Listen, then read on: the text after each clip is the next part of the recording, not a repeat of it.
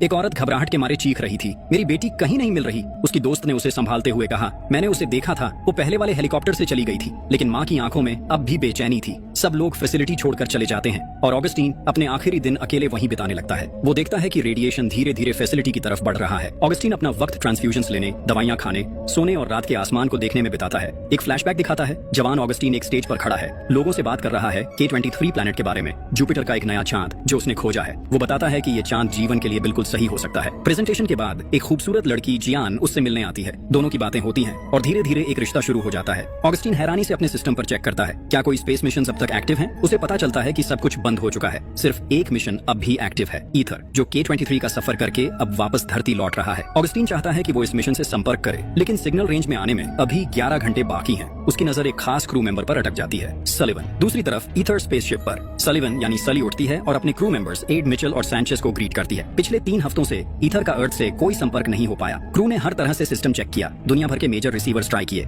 लेकिन सिग्नल का कोई पता नहीं चला। सली ये भी बताती है कि एक कॉलोनी शिप जो K23 के लिए निकलनी थी, उसका 1 हफ्ते पहले अर्थ से उड़ान भरना था, लेकिन उससे भी कोई सिग्नल नहीं मिल रहा। धरती पर ऑगस्टीन अपने लिए डिनर बना रहा होता है। जैसे ही वो पलटा, उसकी नजर टेबल पर पड़ती है। वहाँ एक आधा खाया हुआ बोल रखा था। एक पल के लिए उसका मन घबरा जाता है। वो आसपास देखता है, लेकिन फिर सोचता है कि शायद ये उसी ने पहले बनाया होगा और भूल गया होगा। थोड़ी देर बाद वो अपने काम में बिजी होता है, तभी अचानक फायर अलार्म बज उठता है। वो भागकर किचन जाता है और देखता है कि वहाँ आग लग चुकी है। वो तुरंत पानी डालकर आग बुझाता है। थकान से वो जमीन पर बैठ जाता है, लेकिन तभी उसकी नजर एक छोटी सी लड़की पर पड़ती है जो कॉर्नर में छुपी हुई थी। ऑगस्टीन के होश उड़ जाते हैं। वो तुरंत रेडियो उठाता है और अथॉरिटी से कांटेक्ट करने की कोशिश करता है ताकि लड़की की मदद हो सके, लेकिन कोई भी जवाब नहीं मिलता। वो लड़की से कहता है, कोई तुझे लेने जरूर आएगा, मैं मदद नहीं कर सकता, मैं गलत इंसान हूँ। लेकिन छोटी सी लड़की के डरे हुए चेहरे को देखकर उसे बुरा महसूस होता है। वो उसके लिए खाना बनाता है और उससे प्यार से पूछता है, तुम्हारा नाम क्या है, तुम्हारे माँ बाप कहाँ हैं? लेकिन लड़की चुप रहती है, एक शब्द भी नहीं बोलती। ऑगस्टीन सोचता है कि शायद वो बोल नहीं सकती। तभी लड़की एक कागज पर एक आइरिस नाम के फूल का स्केच बना देती है और ऑगस्टीन समझ जाता है कि उसका नाम आइरिस है।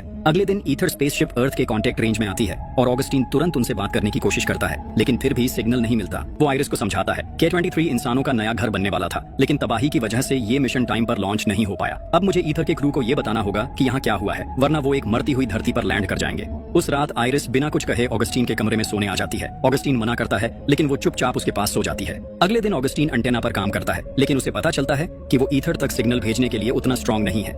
शाम को दोनों साथ डिनर करते हैं, लेकिन आइरिस अपने खाने से खेलने लगती है। ऑगस्टीन पहले मना करता है, फिर हार मानकर उसे देखकर मुस्कुराने लगता है। स्पेसशिप पर कैप्टन अपने लॉग में लिखता है कि जब पूरी दुनिया के कम्युनिकेशन स्टेशंस एक साथ बंद हो गए तो उन्होंने ये मान लिया कि शायद प्रॉब्लम उनके सिस्टम में ही है। अब वो इस प्रॉब्लम का सोल्यूशन ढूंढने की कोशिश कर रहे हैं। वो ये भी कंफर्म करता है कि उनका मिशन सक्सेसफुल रहा और K23 जीने लायक है। धरती पर ऑगस्टीन अपनी रेगुलर ट्रांसफ्यूजन कर रहा होता है। तभी आइरिस उसके रूम में आती है। वो उसके पास लेट जाती है। ऑगस्टीन उसे नॉर्थ स्टार दिखाता है और उसके बारे में बताने लगता है। तभी एक फ्लैशबैक शुरू होती है। एक जवान ऑगस्टीन अपनी रिसर्च में डूबा होता है। तभी जियान आती है। उसके चेहरे पर नाराजगी थी। मैंने तुम्हें कॉल किया था, तुमने जवाब क्यों नहीं दिया? ऑगस्टीन बिना उसकी तरफ देखे बस एक ही जवाब देता है, मैं काम कर रहा था। जन थोड़ी देर चुप रहती है, फिर कहती है, तुम्हें चिंता करने की जरूरत नहीं, मैं प्रेग्नेंट नहीं हूँ, वो सिर्फ एक गलत शंका थी। ऑगस्टीन अब भी अपने काम में लगा रहता है, ना पलटता है ना कोई जज्बात दिखाता है। आंखों में आंसू लेकर जियान कहने लगती है, मुझे पता है तुम एक एक्सप्लोरर बनना चाहते हो, नए प्लैनेट्स डिस्कवर करना चाहते हो, इंसानियत को एक नई उम्मीद देना चाहते हो, मगर ऑगस्टीन इस चक्कर में तुम्हारा अपना जीवन हाथ से फिसल रहा है। ऑगस्टीन को एहसास होता है कि रेडिएशन एक्सपेक्टेड टाइम से ज्यादा जल्दी ऑब्जर्वेटरी तक पहुंच चुका है। वो देखता है कि इस जगह से थोड़ी दूर नॉर्थ डायरेक्शन में एक वेदर स्टेशन है, जिसमें एक ऐसी एंटेना लगी है जो ईथर स्पेसशिप से कांटेक्ट करने के लिए काफी पावरफुल है। ये सफर बहुत मुश्किल होने वाला है, पर ऑगस्टीन के पास और कोई ऑप्शन नहीं है। अगर उसे ईथर से कांटेक्ट करना है और किसी से मदद मांगनी है जो आइरिस को बचा सके, तो उसे निकलना ही होगा। वो अपना ट्रांसफ्यूजन मशीन और जरूरी सामान पैक करता है, अपने और आइरिस के लिए प्रोटेक्टिव गियर पहनता है और दोनों सफर पर निकल पड़ते हैं। दूसरी तरफ ईथर स्पेसशिप में क्रू मेंबर माया एक होलोग्राफिक टेक्नोलॉजी का यूज करके अपनी पुरानी यादों को महसूस कर रही होती है। तभी सैंचेज आता है और क्यूरियोसिटी से देखने लगता है। माया उससे अपनी पुरानी दोस्तों की कहानी बताती है। मिचेल एक रोमांटिक मूवी देख रहा होता है, अपनी वाइफ को याद करता है। सली और एड एक कार्ड गेम खेल रहे होते हैं। तभी अचानक पूरे स्पेसशिप में एक अलार्म बजने लगता है। नेविगेशन में कोई दिक्कत आ गई थी और पता चलता है कि स्पेसशिप अपनी ओरिजिनल लोकेशन से हट चुकी है। क्रू एक नया रूट सेट करने की कोशिश करता है, पर नए पार्ट का एक हिस्सा लोकेट नहीं हो पा रहा है। किसी को नहीं पता वहाँ आगे क्या हो सकता है।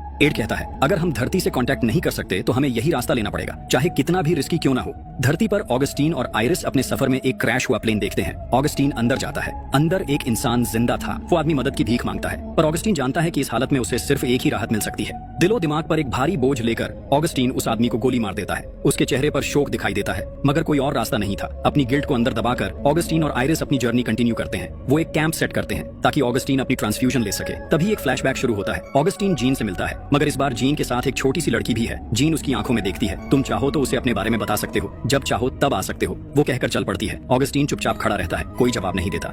दूसरी तरफ ईथर स्पेसशिप पर एक बड़ा राज खुलता है। सली प्रेग्नेंट है और एड उसका पिता है। दोनों एक दूसरे को प्यार भरी नजर से देखते हैं। उनका रिश्ता खुशी और उम्मीद से भरा था। धरती पर ऑगस्टीन और आइरिस तेज तूफान से गुजर रहे होते हैं जब अचानक आइरिस दूर अंधेरे में कुछ परछाई की तरफ इशारा करती है। वो नजदीक जाते हैं और देखते हैं कि वहाँ टेंट्स लगे हुए हैं। रात वहीं बिताने का फैसला होता है। रात के सन्नाटे में ऑगस्टीन आइरिस से कहता है, काश तुम अपने बारे में कुछ बता पाती, मगर आइरिस चुप रहती है, बस एक औरत का चेहरा बना रही होती है। ऑगस्टीन हल्का सा मुस्कुराता है। एक औरत थी, बिल्कुल ऐसे ही चेहरे वाली, मगर वो तुम्हारी तरह शांत नहीं थी, हर वक्त हंसती रहती थी। आइरिस पहली बार उसकी तरफ देखती है। तुम उससे प्यार करते थे? ऑगस्टीन चुप हो जाता है, लेकिन तभी वो झटके से जाग जाता है। ये बस एक सपना था, मगर हकीकत और भी डरावनी थी। पूरा टेंट बर्फ के अंदर धंस रहा था। ऑगस्टीन फौरन आइरिस को उठाकर वहां से भागता है, मगर जाने से पहले अपनी दवा लेने लौटता है। वो जैसे ही बैग उठाता है, बर्फ तेजी से धंसने लगती है। वो गाड़ी चालू करने की कोशिश करता है, मगर तभी बर्फ नीचे से टूट जाती है। ऑगस्टीन और उसकी गाड़ी दोनों ठंडे पानी में गिर जाते हैं। पानी के नीचे ऑगस्टीन अपनी दवा से अलग हो जाता है। वो धीरे धीरे नीचे डूबने लगती है। ऑगस्टीन जोर लगाता है, लेकिन दवा वापस नहीं पकड़ पाता। ठंडी हवा उसके शरीर को सुन्न कर रही होती है, मगर किसी तरह वो ताकत जोड़कर ऊपर आता है। अब उसके पास ज्यादा वक्त नहीं बचा।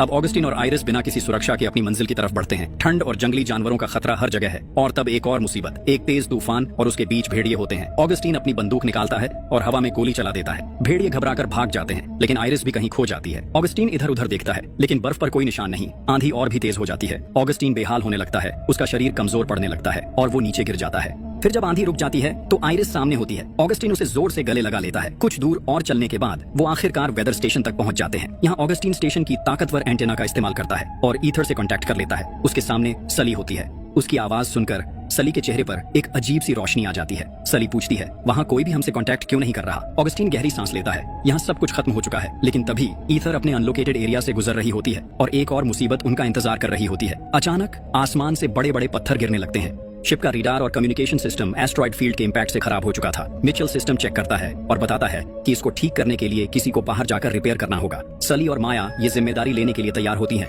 लेकिन एक बड़ी दिक्कत है। माया के पास स्पेस वॉकिंग का कोई एक्सपीरियंस नहीं है और सली प्रेग्नेंट है। कैप्टन भी उनके साथ जाने का फैसला करता है ताकि कोई दिक्कत ना आए। तैयारी शुरू होती है और कुछ देर बाद तीनों एस्ट्रोनॉट्स स्पेस में निकलते हैं। हर चीज केयरफुली प्लान की गई थी, लेकिन कोई नहीं जानता था कि मुश्किलें अभी बाकी हैं। जैसे ही वो रिपेयर कंप्लीट करके वापस शिप में जाने लगते हैं, एक और एस्ट्रॉइड फील्ड उनके रुख पर आ जाता है। चारों तरफ पत्थर टकरा रहे होते हैं और तीनों एस्ट्रोनॉट्स मुश्किल से शिप को पकड़कर बचे रहते हैं।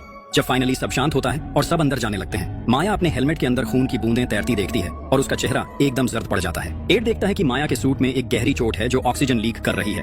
वो जल्दी से उसे अंदर ले जाने की कोशिश करता है, जबकि सांचेज एयरलॉक में मेडकिट लेकर खड़ा होता है। लेकिन एक और दिक्कत है, एयरलॉक डिप्रेशराइज होने में ज्यादा टाइम ले रहा है। जब फाइनली हेलमेट निकालते हैं तो खून की बहुत सारी बूंदें हवा में तैरने लगती हैं और माया की हालत देखकर सबके चेहरे उतर जाते हैं। सांचेज उसे बचाने की पूरी कोशिश करता है, पर माया की सांसें थम जाती हैं। एक सन्नाटा छा जाता है, कोई कुछ बोल नहीं पाता। इसी बीच शिप को एक पुराना मैसेज रिसीव होता है जो धरती से 10 दिन पहले भेजा गया था।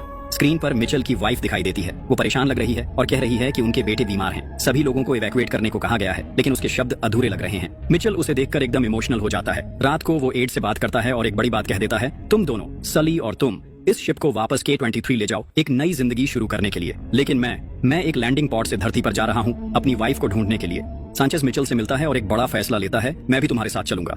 मिचेल हैरान होकर उसकी तरफ देखता है। सांचेज माया की तरफ देखकर दर्द भरी आवाज में कहता है, मैं उसकी बॉडी को धरती ले जाना चाहता हूँ, उसे वहीं दफनाना चाहिए। मिचेल कुछ नहीं कहता, बस उसकी बात सुनता है। सांचेज एक और राज बताता है, मेरी एक बेटी थी, छोटी उम्र में गुजर गई। अगर जिंदा होती तो आज माया की उम्र की होती। उसके शब्द मिचेल के दिल को छू जाते हैं और अब फैसला हो चुका है। सांचेज और मिचेल धरती की तरफ निकलने वाले हैं। सली ऑगस्टिन से आखिरी बार कांटेक्ट करती है। वो कहती है, थैंक यू ऑगस्टिन, सब कुछ के लिए। तुमने ही K-23 को ढूंढा, तुम्हारी वजह से मैं साइंटिस्ट बनी। ऑगस्टिन कुछ समझ नहीं पाता। फिर सली कहती है, तुम मेरी माँ जीन सलिवन के साथ काम करते थे, तुमने मुझे एक बार मून रॉक दिया था और यहीं पर सब कुछ बदल जाता है। सली यानी कि आइरिस ऑगस्टिन की अपनी बेटी है। ऑगस्टिन कुछ देर तक चुप रहता है। सली उसे डॉक्टर लॉफ्ट हाउस बुला रही होती है, लेकिन ऑगस्टिन धीरे से कहता है, मुझे ऑगस्टिन बुलाओ। सली हल्की सी मुस्कुराती है और फिर एक और सच्चाई सामने आती है, और मेरा असली नाम सली नहीं आइरिस है। ऑगस्टीन एक पल के लिए चुप हो जाता है, फिर धीरे से कहता है, मुझे पता है। सली हैरान रह जाती है और यहीं पर एक और बड़ी सच्चाई सामने आती है। जो छोटी लड़की ऑगस्टीन के साथ इतने दिन थी, वो सिर्फ एक हेलुसिनेशन थी। वो उसकी बेटी का एक अंश था, एक तस्वीर जो उसके दिमाग ने बनाई थी ताकि वो अकेला महसूस ना करे। लेकिन ऑगस्टीन ये सच शुरू से जानता था। अब उसका समय लगभग पूरा हो चुका है। मुझे बताओ K-23 कैसा दिखता है? सली बताने लगती है, वहाँ का खुला आसमान, नए घर बनाने की संभावनाएं, एक नए जीवन की शुरुआत। और जैसे जैसे वो बोलती जाती है, ऑगस्टिन की आंखें धीरे धीरे बंद होने लगती हैं। उसका दिमाग एक नए सपने में खो जाता है। वो K23 पर है। उसके आसपास एक अनजाना लेकिन खूबसूरत नजारा है और उसके साथ आइरिस खड़ी है, जो सिर्फ उसके मन का एक हिस्सा थी। यहाँ उसकी तन्हाई नहीं है, यहाँ सिर्फ सुकून है। पीछे रेडियो सिग्नल्स धीरे धीरे बंद होने लगते हैं। सली और एड समझ जाते हैं कि अब सिर्फ वही